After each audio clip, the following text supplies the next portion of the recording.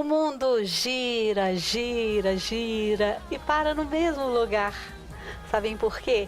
Porque a vida é a arte do encontro. Embora haja tantos desencontros pela vida. Que o hoje seja hoje, sem o peso do ontem ou a ansiedade do amanhã. Apenas hoje. Porque até um par de asas pode se tornar um peso enorme quando falta coragem. Olá, minha gente linda do bem! Deus abençoe a todos. Hoje temos uma visita, como sempre, muito especial à autoridade máxima do nosso município, que é o nosso prefeito Josias Quintal de Oliveira. Uma entrevista que vale a pena você conferir. Fiquem ligados. Pois é, como nós anunciamos, hoje nós temos mais um convidado especial. E eu posso dizer especial porque prefeito municipal da nossa cidade, Coronel Josias Quintal, é também nosso amigo, né, de muitos anos, pessoa que a gente quer muito bem, família muito querida, irmão de uma pessoa que a gente tem um amor incondicional, nossa querida Leia. E então o prazer é dobrado hoje em tê-lo aqui conosco para falar um pouquinho para os nossos telespectadores da sua administração. Mas antes, porém, eu quero destacar aqui uma premiação que o prefeito recebeu na semana passada, muito importante. E eu quero pedir permissão ao prefeito, antes até mesmo dele cumprimentar os nossos telespectadores, para poder falar um pouquinho dessa premiação. O prefeito municipal de Santo Antônio de Pádua, Josias Quintal de Oliveira, recebeu na manhã do último dia 25, no Senado Federal em Brasília, Distrito Federal, o prêmio ANPV 2016 Excelência em Gestão. Na ocasião, o município de Santo Antônio de Pádua foi contemplado entre as 100 cidades mais bem administradas do Brasil, segundo os critérios de avaliação e julgamento das entidades organizadoras, ANPV, Associação Nacional de Prefeitos e Vice-Prefeitos da República Federativa do Brasil. E a FENAPREV, deputados, senadores, frente de parlamentar mista dos municípios e também apoio aos prefeitos e vice-prefeitos do Brasil. O prêmio ANPV 2016, Excelência em Gestão, trata-se de um prêmio representativo que vem como um indicador do empreendedorismo da atual gestão, pois sinaliza que a utilização dos recursos públicos em prol do desenvolvimento da cidade de Pádua está no caminho certo, com ações que colocam a cidade num ranking de destaques dentro do cenário da gestão pública brasileira. Além do prêmio ANPV 2016, o Ministério Público Federal classificou também o município de Pádua na 7ª colocação no estado do Rio de Janeiro no ranking da Transparência Pública em 2015. Neste mesmo ano, foi divulgado o Índice Firjan de Gestão Fiscal, FGF, no qual também revelou que o município de Pádua ocupa a 3ª posição no estado do Rio de Janeiro e a 49ª posição nacional em liquidez. Esta mesma instituição classificou a educação do município como a primeira do estado. Já a revista Isto É premiou o prefeito Josias Quintal como um dos 50 melhores administradores do país. Prefeito, antes de comentarmos sobre esta premiação, eu quero deixar à disposição, bem à vontade, para você cumprimentar os nossos telespectadores. Olha, Dilma, primeiramente eu quero te dar um grande abraço, dizer da alegria de estar aqui nesse programa com você Eu que te conheço a vida toda como radialista e agora vejo você mudar, você vem para a TV e, e com certeza a sua carreira nessa área vai ser de muito sucesso, porque você foi de muito sucesso também quando fazia rádio. Então, um prazer muito grande reencontrá-la. Tenho certeza que esse programa ele vai se consolidar cada vez mais e cada vez mais nós teremos aí uma multidão de telespectadores te assistindo, inclusive eu também, né? Então, eu quero também dar um abraço a todos que estão nos vendo, nos ouvindo e dizer da alegria em falar sobre essa área de trabalho que a gente se encontra atualmente, que é gestão de prefeitura municipal. Você já nos coloca uma responsabilidade muito grande quando fala dos prêmios que obtivemos, né? Então, prefeito, é uma premiação louvável. A que o senhor atribui num momento como esse, em que os recursos estão tão em falta? Olha, primeiramente eu quero dividir o mérito dessa premiação com os meus auxiliares, com a equipe de governo. O prefeito, o gestor, ele apenas orienta, ele cobra, mas ele também depende da compreensão, do trabalho, do empenho de cada um de seus auxiliares. Então, esse prêmio não é meu, esse prêmio é da minha cidade, do meu município, e ele é compartilhado e tem que ser compartilhado com toda a equipe de governo, desde o mais simples dos funcionários até aquele que está mais próximo. A mim, coube apenas durante todo esse tempo dar orientação, sinalizar os caminhos que a gente deveria tomar em cada situação, saber priorizar dentre as muitas demandas aquilo que era mais prioritário, enfim. Então, por conta disso, da compreensão daqueles que trabalham conosco, nos foi possível obter sucesso em várias áreas. Você fez referência a essa premiação da NPV. A NPV é uma Associação Nacional de Prefeitos. Você fez referência também à Firjan, instituição que todo mundo conhece, a revista Isto É, e ao Ministério Público Federal. Bem, na verdade, essas instituições nós não temos uma ligação muito forte no dia a dia.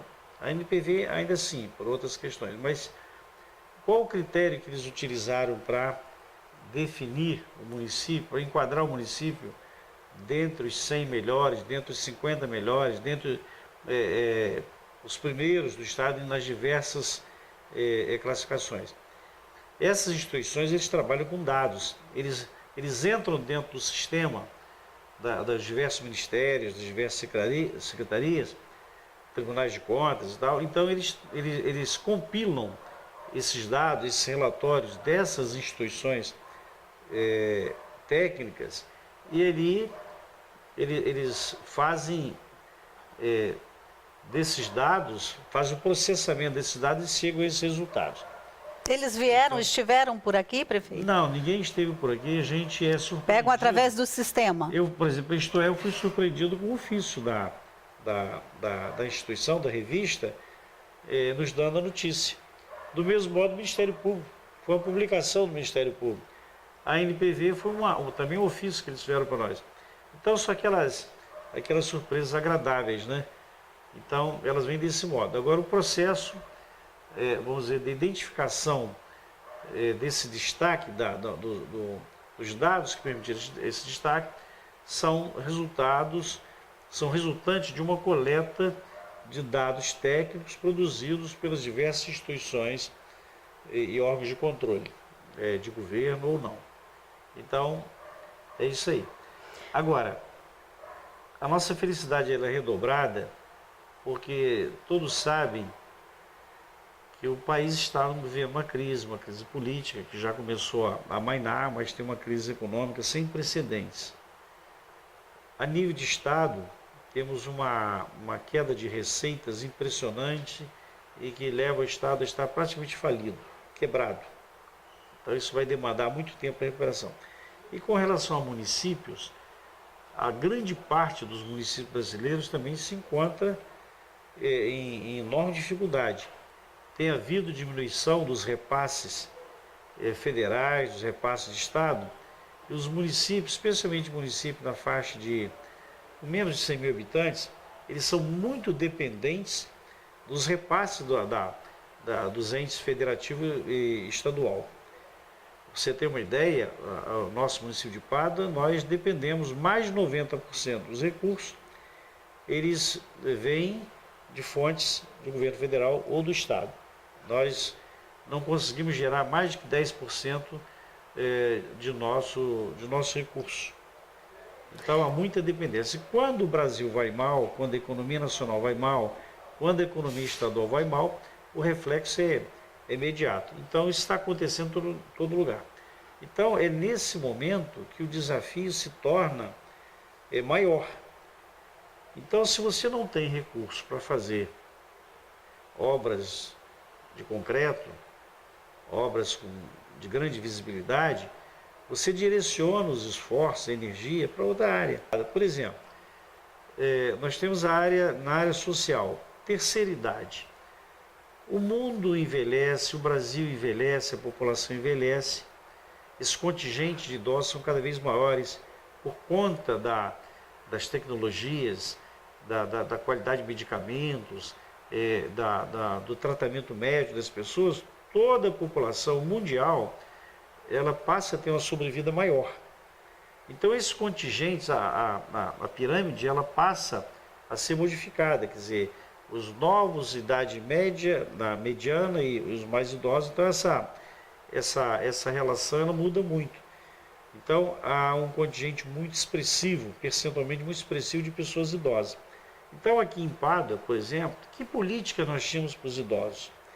Rigorosamente nenhuma política, a não ser cumprir aquilo que a lei já determina, quer dizer, alguns privilégios para o idoso, numa fila, no banco, no acesso a uma calçada e tal, mas não tínhamos nada mais. Então nós procuramos criar centros de referência para idosos e nos diversos bairros da cidade, em todos os distritos. Então tínhamos, por exemplo, 35 idosos que se reuniam no centro de referência. Hoje nós temos algo em torno de 1.580.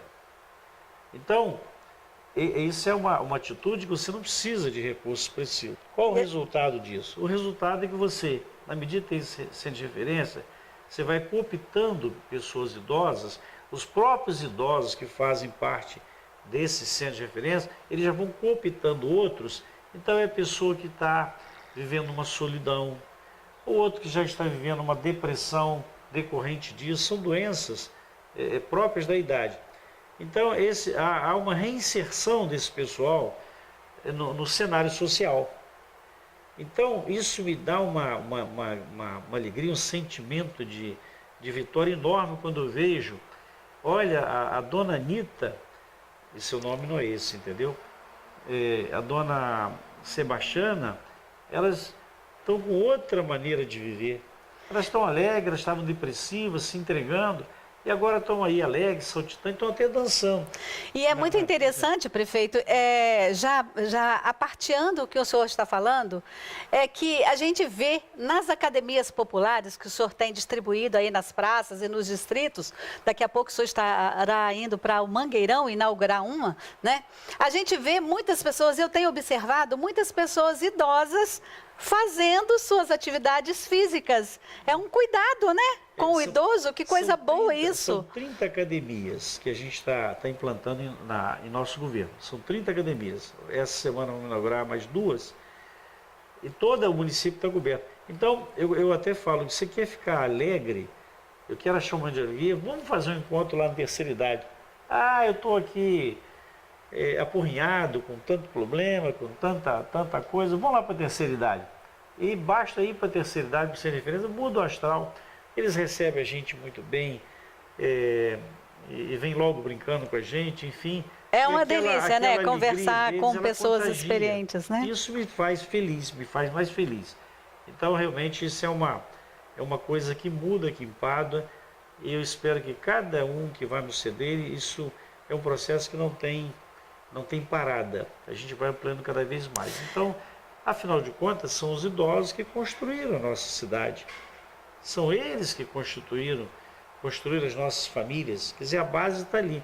Então, por que não todo carinho, toda atenção com o idoso. E vale lembrar aqui que as academias que nós nos referimos aqui, populares, não são só para os idosos não, viu gente? Os jovens também podem ir para lá, porque é muito saudável a atividade física. Tem algumas academias que é o dia inteiro. Você passa lá que não para. É um tal de trocar rolamento de aparelho, porque eles gastam mesmo, né? É muito legal. Eu acho interessante porque eu tenho observado, normalmente o idoso, às vezes ele não tem muito ânimo para fazer uma atividade física, né? E eu tenho observado, especialmente ali perto da Pio 12, pessoas idosas ali fazendo suas atividades. É uma estrada que eu percorro todos os dias. Porque os aparelhos, a pessoa vai se adaptando, o movimento é levinho, é gostoso, e eles vão até fazendo ginástica aqueles aparelhos, depois vão mudando para outros mais pesados, entendeu? Então, os aparelhos dessa academia são bem adequados ao idoso, ao mais jovem, ao forte, ao mais fraco, enfim. Então, com certeza. Tem para todo tipo, todo jeito. Dá para movimentar bastante o organismo, né? O corpo, né, prefeito? Eu vou acabar tomando coragem de falar também qualquer hora fazer. Então, vamos dar exemplo, não é verdade? Pois é, prefeito, nós sabemos que esse momento é um momento difícil porque passa todo o nosso país, não é só o município de Pádua. Mas nós temos, e a gente trabalha com comunicação há muitos anos, nós temos recebido dos nossos telespectadores muitas reclamações sobre a saúde pública aqui no nosso município.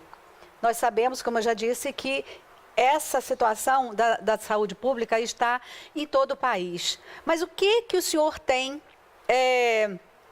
que o senhor pode dizer para nós assim, vai melhorar? Tem alguma coisa que o senhor vislumbra no horizonte? Porque as pessoas reclamam muito assim, a gente vai lá, não tem médico, a gente vai lá, não tem como fazer um exame, se leva uma requisição, demora não sei quantos dias para poder fazer. E aí? O que se faz? O senhor tem alguma coisa alentadora para passar para o nosso público aqui? Na primeira viagem que eu fiz ao Rio, uma missão oficial para um encontro com o governador, uma audiência com o governador, na época estava até, por sinal, o Sérgio Cabral, estava presente numa reunião dessa, não mais com o governador e o Pezão. Então eu reivindiquei para Pádua uma coisa só do governo, que o governo estadualizasse o nosso hospital. Pádua tem um hospital municipal que tem um custo enorme, incompatível com a nossa condição, e o meu sonho, naquele momento ali, já de pronto, era estadualizar o hospital. Tem uma estrutura maravilhosa, né? Estrutura maravilhosa, pode ser um hospital regional, tem toda a condição. E conversa vai, conversa vem. Quando a conversa se tornou mais informal, o Pezão até falou, olha, eu fui prefeito, eu investi muito em saúde. E no final eu saí ainda com o sentimento de que ainda faltou muito. Parece que é um saco sem fundo. Tudo bem, eu tenho essa impressão também, mas eu queria estadualizar o hospital, então não conseguimos. Mas aí, vamos enfrentar o problema. Pádua tem, com certeza, a melhor estrutura de saúde na região. À exceção de Itapiruna, que tem a saúde cresceu muito, que tornou-se um polo, uma referência. Não que tenha se tornado uma referência por conta do poder público. Lá se tornou uma referência por conta da iniciativa privada. Então, a nossa saúde aqui, a força vem do poder público. Itapiruna, que é a mais forte, veio por iniciativa privada. Então, nós começamos a enfrentar o problema. Hoje nós gastamos 31% do orçamento com saúde. A lei nos obriga a gastar 15%. Nós estamos gastando o dobro e mais 1,5%. E a impressão que tem é que não basta. Fizemos uma reforma muito boa no hospital. Se você for visitar o hospital, você conhece bem. O nosso hospital, todo o piso dele é todo em porcelanato. É limpinho. A limpeza é espetacular, a gente luxo. Tira o chapéu. É um luxo, mas quer dizer, não é um luxo, é uma necessidade. Então nós entendemos, eu até me lembro, na época eu falei, eu quero o hospital, o piso do hospital, mais limpo que da minha casa. Porque ali é um ambiente que circulam doentes, é um ambiente que que necessita ser esterilizado, ter muita higiene. Então vamos começar. Como você tinha um piso escuro, era quase que preto, por conta de um granito, enfim, inadequado para aquilo, já estava corroído, então partimos para essa obra. Custou dinheiro, mas hoje o hospital tem limpeza. É o primeiro ponto. E compramos alguns equipamentos. Lógico que eu não comprei os equipamentos que precisam, porque recurso. Embora a gente vá agora receber um recurso para comprar uma leva boa de novos equipamentos. E ampliamos os postos de atendimento. A rede de saúde Pada, ela está capilarizada. Você vai em qualquer distrito do município, você tem posto de saúde. Nós inauguramos pelo menos 5 novos postos de saúde.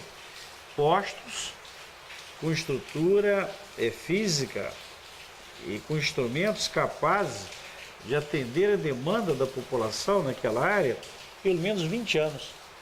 Cada posto de saúde desse pode atender por 20 anos sem precisar mexer em nada, só manutenção. Então é isso aí. Desenvolvemos programas intensos para cirurgias de catarata, que é uma cirurgia simples e deixa a pessoa, às vezes, quase que invalidada, um sofrimento enorme. Então, nunca se fez tanta cirurgia de catarata quanto o nosso governo. Criamos um centro de tratamento para pessoas com doenças raras, o primeiro do Brasil. Nós temos uma unidade aqui dentro do hospital que cuida de doenças raras. Graças a Deus encontrei no meu caminho um médico, Dr. João Gabriel, especialista, figura humana espetacular. Ele é dermatologista também e ele se especializou no trato de doenças raras. E hoje nós temos cadastrado quase 2.000 pessoas com doenças raras.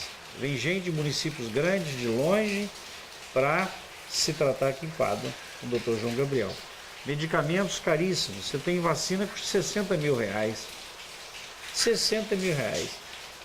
Isso ele tem caminhos, a gente consegue no governo federal. Então, são pequenas, grandes coisas que a gente já conseguiu realizar.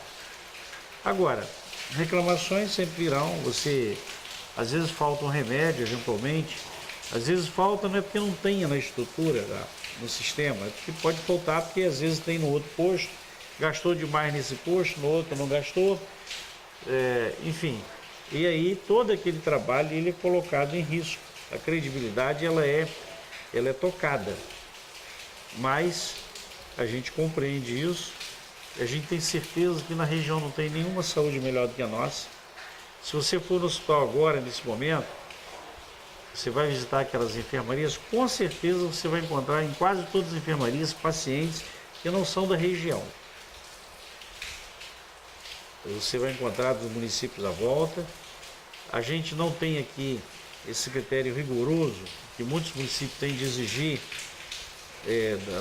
da pessoa que adentra um hospital, vamos dizer, o título de eleitor, ou o comprovante de residência. Não, se alguém acorre à saúde porque precisa, depois que a pessoa adentra é tratada, a gente procura cobrar do município, mas nunca criamos um empecilho. Não é uma linha divisória, imaginária, do limite de uma cidade para outra que vai servir de impedimento. Afinal de contas, isso às vezes custa mais caro para nós. O povo de Pada paga também essa conta, mas isso é algo que o Papai do Céu ele nos vai recompensar de alguma afinal de contas, saúde pública tem que ter um tratamento humanitário e não vai deixar de atender um paciente que vem lá de Itaocara, Peribé, só porque é da cidade vizinha, não é, prefeito? Não é a divisória do município que vai servir de obstáculo para isso. Com certeza. Agora, prefeito, por outro lado, a educação do município tem tido bons resultados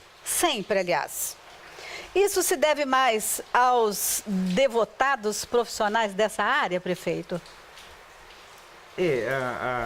A educação em Pada sempre foi um ponto de destaque. E nós assumimos isso sabendo que a educação de Pada já era boa. Então procuramos fazer melhor. E tivemos muito sucesso. Isso se deve ao quadro de profissionais, todo o quadro da educação, são profissionais dedicados, que recebem até uma remuneração inadequada, quer dizer, injusta, mas recebem o que se pode pagar, e a eles cabe o mérito de tudo isso aí. Em nosso tempo de governo, isso melhorou bastante. Uma prova disso, nós tivemos um crescimento da rede escolar pública em quase 2.000 alunos. Nós estamos no terceiro ano, quarto ano de governo, entrando no quarto ano de governo, e cresceu a rede pública em quase 2.000 alunos. Pode ser, em parte, por conta da crise, que afugenta as pessoas da rede particular.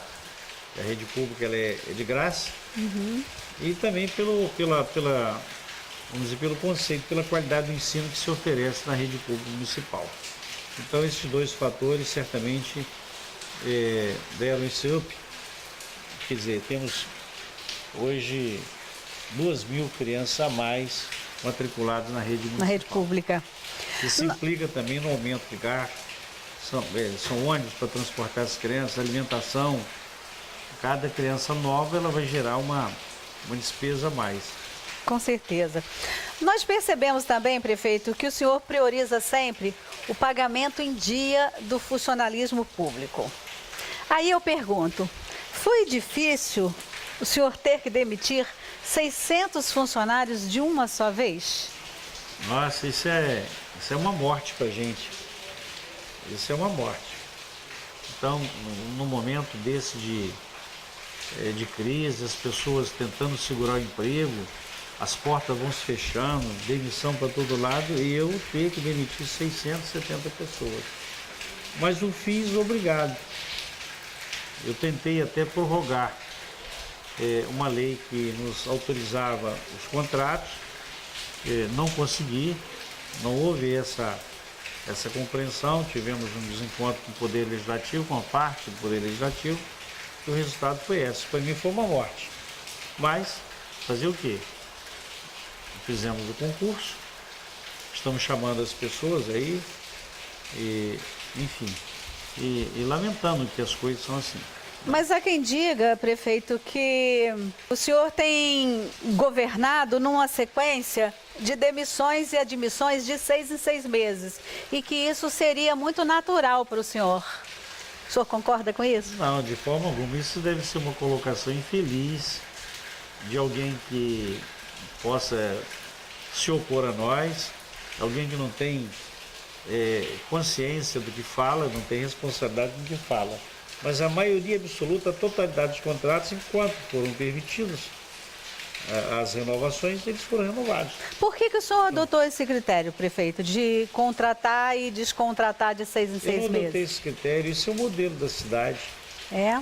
A Constituição de 88, ela define claramente que o acesso ao emprego público, ele se dá por concurso. Mas existem outras situações que se permite o contrato.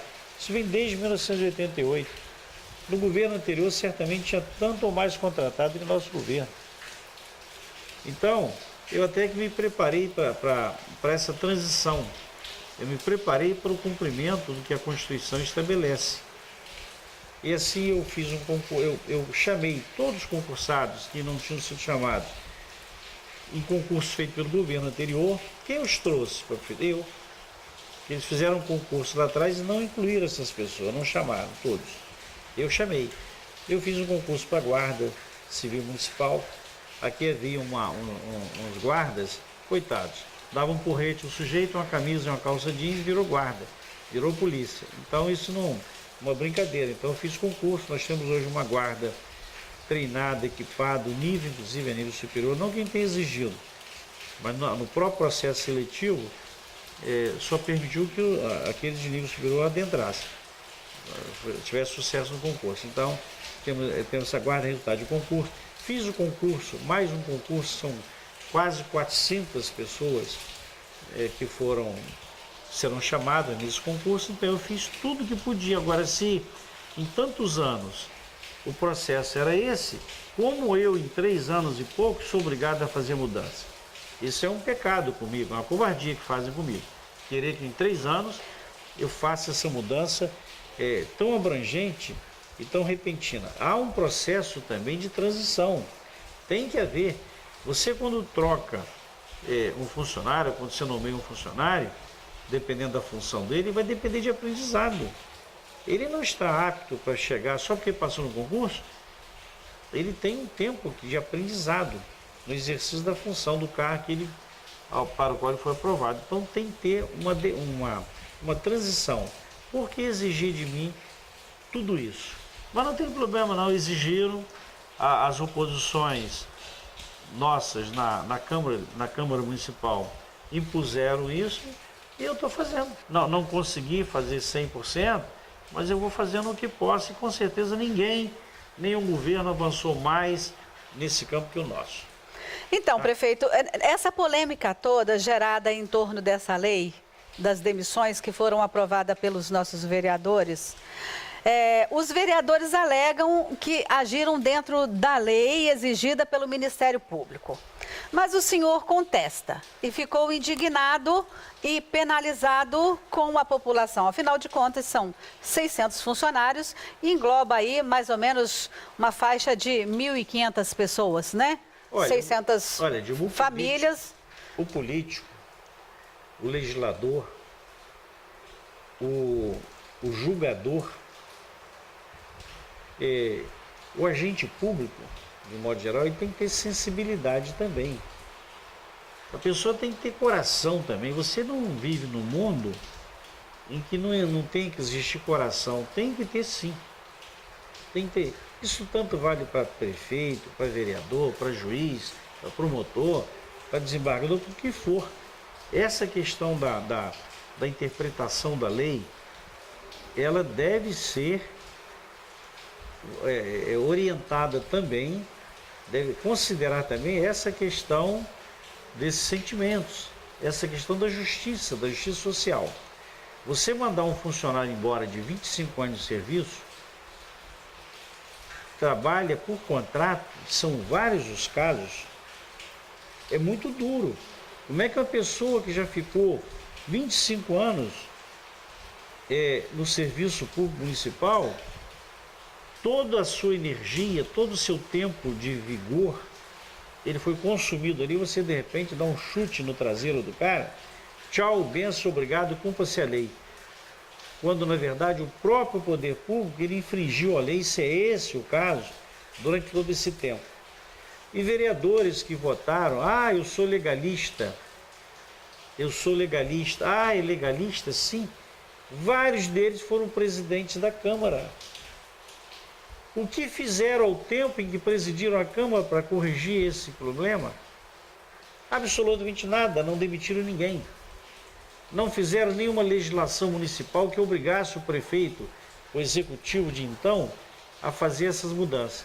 Mas agora, no meu tempo, né, eu que venho de uma oposição a todo o sistema político empada, que estava aí passando de mão em mãos aí durante 28 anos, então agora o juiz tem que consertar tudo. E pouco se importando com a carcaça lá do trabalhador nessas condições. Então isso me deixa indignado. O senhor acha que o coração pode falar mais alto do que a lei, prefeito? Olha, o coração nada tem que falar mais alto que a lei. Nada.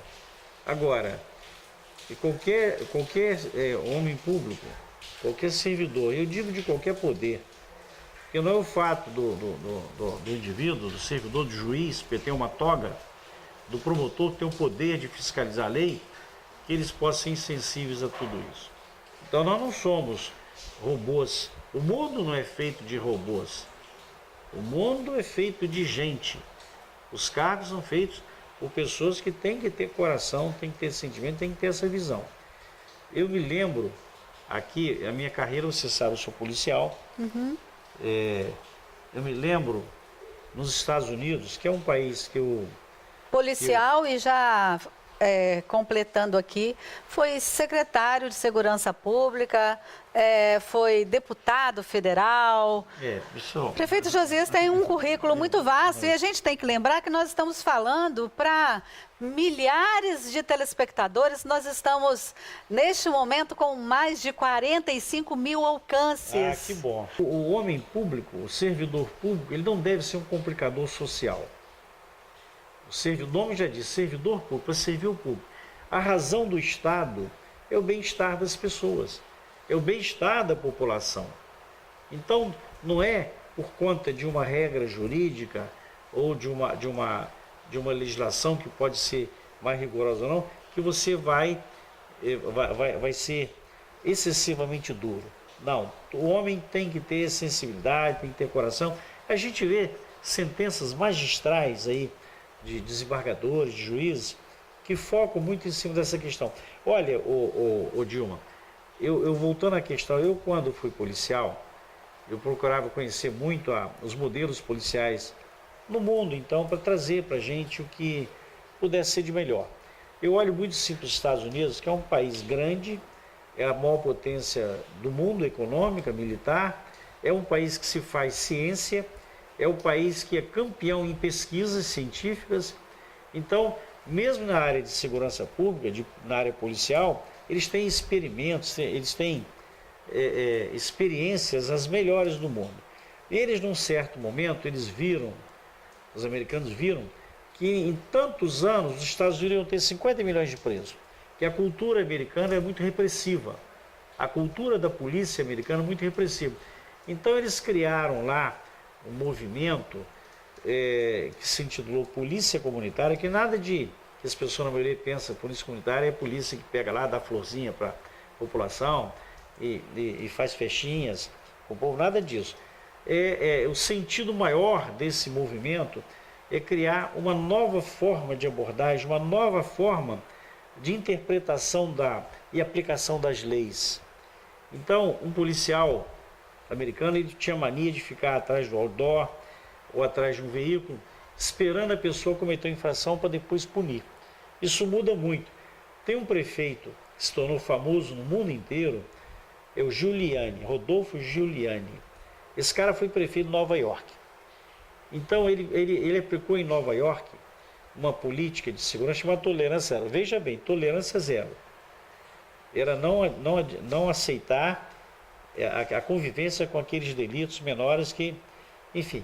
Mas ele, ao mesmo tempo, ele fez uma mudança tão radical na polícia que ele incorporou na polícia, ele criou mecanismos que facilitaram a inclusão de negros.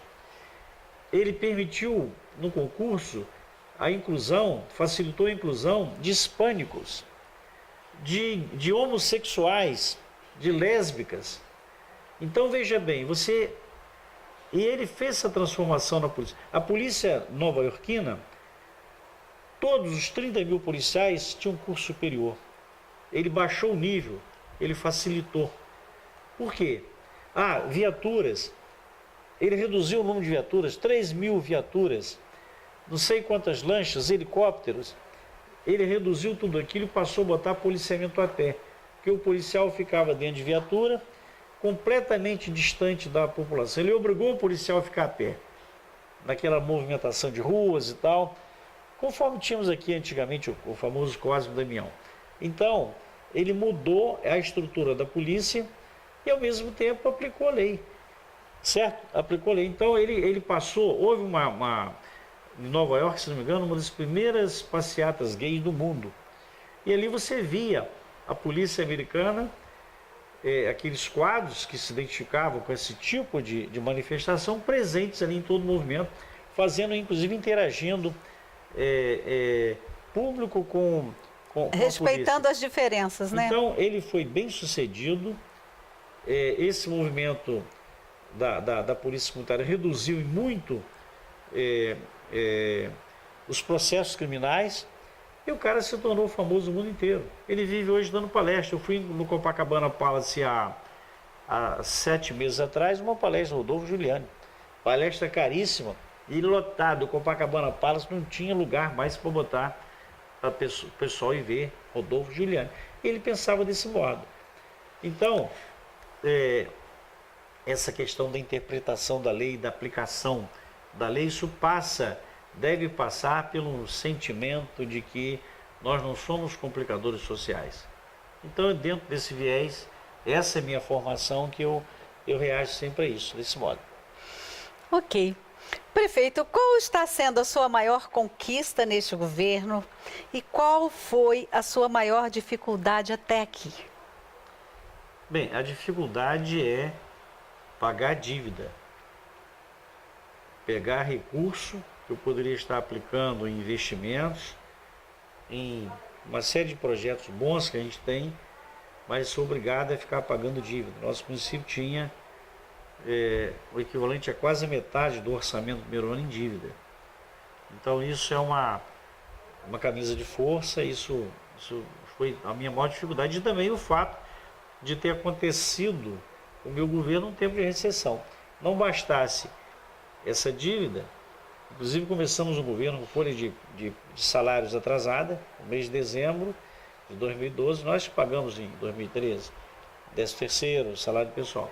Isso, e quem é gestor público tem prefeitura sabe que é difícil você, quando perde uma folha de pagamento, você recuperar. A folha de pagamento nossa equivale a 50% do orçamento mensal. Então, você depois para retomar é muito difícil. Então nós já começamos assim.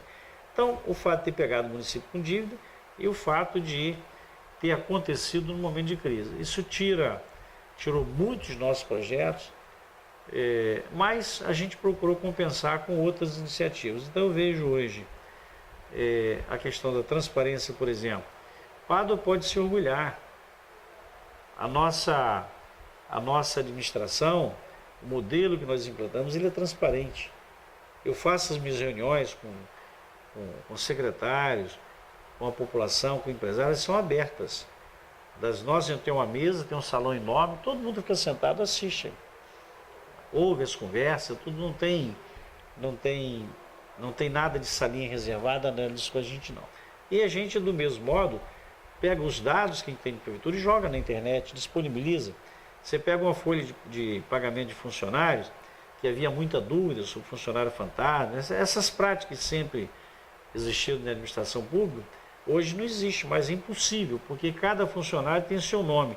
A cópia, o espelho da relação que vai para a tesouraria é a que vai para a internet. Disponibiliza, o cara trabalha na função tal, ganha tal, lotado em tal lugar. Então, essas questões, eu digo, são as boas realizações. Isso vai obrigar aqueles que vão nos ceder a seguir por essa linha. E aí você vai fechando o cerco, as janelas desse queijo que é uma prefeitura. Você vai fechando e, enfim, e com isso os recursos serão mais bem aplicados. Mas uma questão que a gente enfatizou muito no nosso governo é a questão da felicidade. O que eu gostaria? Qual seria meu sonho? Meu sonho é ter uma cidade mais feliz, as pessoas mais alegres, menos violência, mais interação entre as pessoas. Então essa terceira idade, por exemplo, me dá uma parte dessa alegria. Eram 35, hoje são 1.580. Criamos uma subsecretaria da felicidade. Para quê? Para identificar projetos, situações que a gente pudesse orientar as nossas ações no sentido da direção da felicidade. Que, aliás, é uma coisa que o Brasil devia pensar melhor. Existe um país, chama-se Butão. Esse país está encravado lá no Himalaia, na região do Himalaia. Então lá eles medem, eles têm um indicador, chama-se PIF. Aqui a gente tem o PIB, Produto Interno Bruto. Eles têm o PIF, Produto Interno da Felicidade. Então é uma cultura oriental e eles têm essa questão. Muito legal. Num patamar maior. Então, eu até copiei alguma coisa. E claro que isso demanda tempo. Não? Se buscar felicidade, achar felicidade, é um processo complicadíssimo. Né? Envolve muitas coisas. Mas alguém tem que semear. Alguém tem que botar a sementinha ali para fazer essa questão ser discutida. E aí virão projetos e tal. Então, tudo que eu queria para a minha cidade é fraternidade, interação entre as pessoas, solidariedade e, como resultado de tudo isso aí, uma cidade mais feliz. Paz, né, prefeito? Nós Paz, precisamos então, muito, embora eu né? me envolva em umas guerrinhas de vez em quando, mas Faz parte. não se faz omelete sem quebrar ovos, isso faz parte. Mas tudo que eu desejo é isso. Quais são seus planos para o período político que vem aí, que já está aí, né, prefeito? Bem, agora não vamos falar de candidaturas. Poderemos falar sobre os possíveis planos, né? A gente tem plano, quer dizer, quando eu falo do meu governo, da minha... Pré-candidatura, por exemplo? Não, isso não vamos falar disso agora. Tá? Tem gente que já lançou os nomes, já até infringiram aí as normas eleitorais. Lá o Ministério Público Federal Eleitoral que trata de tomar conta disso. Portanto, haverá um momento para isso e certamente nós vamos falar. Prefeito, nosso tempo é contadinho, nós ficaríamos aqui a tarde toda. E eu quero deixar bem claro aqui, gente, que, como eu já disse no início, o prefeito Josias Quintal é nosso amigo de muitos anos. Nós já fizemos oposição política, né? Tínhamos um trabalho de um lado, ele era candidato de outro, mas nem por isso a nossa amizade foi abalada, porque a gente não deve se misturar amizade com política, não é verdade, prefeito? Certo. E eu tenho uma consideração muito grande pelo senhor, por você, digamos assim, e queremos dizer que nós estamos aqui abertos, o nosso programa está à disposição sempre do senhor prefeito, dos seus secretários, dos vereadores, que já tivemos alguns deles aqui, já tivemos inclusive entrevistando o presidente da casa, Jadir Júnior. Estamos abertos a todos que quiserem vir e usar o nosso programa e falar daquilo que tiver vontade de falar, assim como nós estamos conversando. Dizer que é um prazer muito grande e que outras oportunidades nós teremos da agora por diante. Levar o meu abraço à nossa primeira-dama, Tertuliana, que por sinal tem feito um trabalho bacana lá com a terceira idade, especialmente, né? E deixar para que o senhor faça as suas considerações finais. Se quiser falar alguma coisa mais, acrescentar alguma coisa mais, fique à vontade. Olha, Dilma, eu quero agradecer essa oportunidade, a direção da TV que disponibilizou esse tempo para esse bate-papo. Isso é importante, eu acho que é uma chance que tem um governante de se mostrar, de conversar vamos dizer, com a população, né? Isso é muito importante para nós. A oportunidade de se tornar também mais conhecido. Quem está lá na poltrona, do outro lado, nos assistindo, certamente está tirando as suas avaliações, né? E isso para nós, gestores, para nós políticos, é importante porque muitas vezes as pessoas têm uma imagem distorcida daquela pessoa, né? Então, eu vejo sempre a chance de uma televisão, de um rádio, a chance que tem o político ou o gestor público de se mostrar, né? Para que se torne, vamos dizer, para que a sua imagem ela seja conhecida como você de fato é. Então essa chance tem, eu agradeço muito, gosto de televisão, gosto de rádio, e gosto de debate e tenho certeza que aqui em Padre está fazendo melhor. Agora lembrar aos nossos telespectadores também das responsabilidades cada vez maiores que nós devemos ter nesses momentos políticos. É do voto, é dessa decisão que você tem aí que você vai ter quadros melhores ou piores. O Brasil já tem apanhado demais, a classe política está por demais desgastada, mas o processo de eleição, de escolha, ele tem falhado. A população tem errado muito. E, afinal de contas, se você tem um deputado, senador, prefeito, vereador, ele estaria por conta de quê? De uma votação, de uma escolha. E você encontra no cenário político brasileiro nomes raposas velhas da política, com uma ficha horrorosa, com marcas profundas na sua imagem, na dignidade, vamos dizer, na honestidade, e muitos deles, a cada processo, eles vêm aí e se apresentam de novo para mais um mandato. Então, é preciso que a população reflita sobre isso, desde o mais simples das pessoas até aquele mais bem situado. O voto, ele tem que ser um voto certo, um voto bom. Não investir, não apostar por conta de amizade, porque afinal de contas é da decisão política que vem, vamos dizer, o resultado de tudo mais. Se você tem uma política de saúde ruim, ou uma atenção ruim para uma educação, isso é resultante de uma decisão política. O político está equivocado ou o político é ruim.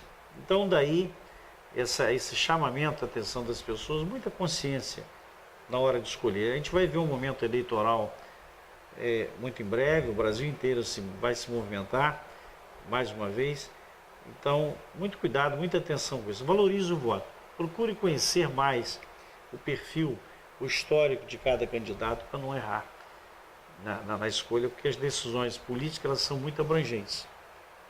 Muito abrangentes. Você, quando toma uma atitude, você vai atingir um universo de pessoas, de milhares de pessoas. Então, daí, essa responsabilidade também na escolha. Não adianta você criticar, não gostar de político. Não adianta não gostar. Vão conviver com político a vida inteira. É saber selecionar, saber escolher melhor. Então, essa seria a minha consideração final. Um abraço a todos vocês e pedindo a Deus continue nos dando luz, vocês a compreensão e vamos em frente, né? Quem sabe num processo determinado de fazer esse mundo mais feliz, né? De fazer a nossa cidade mais feliz. É tudo que eu quero. Pois é, e é isso que nós estamos fazendo aqui, é isso que a TV Pádua faz, é isso que o programa Dilma de Souza na TV está fazendo, tentando mostrar para vocês as pessoas que estão no meio político, os nossos gestores políticos que estão aí trabalhando, mostrando o trabalho de cada um. Nós não temos nenhum cunho partidário aqui, nós estamos aqui abertos a todos que quiserem utilizar do nosso programa. Prefeito, muito obrigada mais uma vez. Prazer enorme, mais sucesso aí na sua gestão, que Deus te dê muita saúde, muita luz com certeza e muita felicidade, porque nós precisamos disso para viver. Grande abraço. Obrigado.